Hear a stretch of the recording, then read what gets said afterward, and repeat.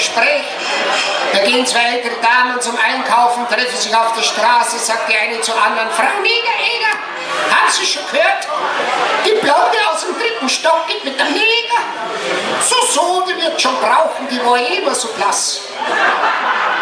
Frau Niedereder, stellen Sie sich vor, bei uns an der Ecke macht ein Eros-Center auf. Stellen Sie sich vor, ein Eros-Center.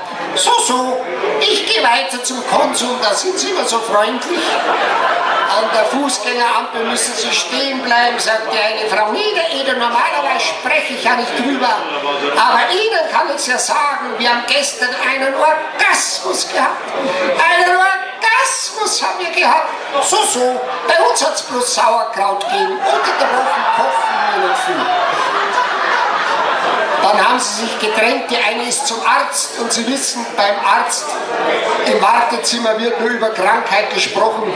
Und da sitzt der Stotterer, der fragt seinen Nebenmann, was hast du? Hat er gesagt, Prostataentzündung. Was ist denn das? Hat er gesagt, ich pinkel so wie du sprichst.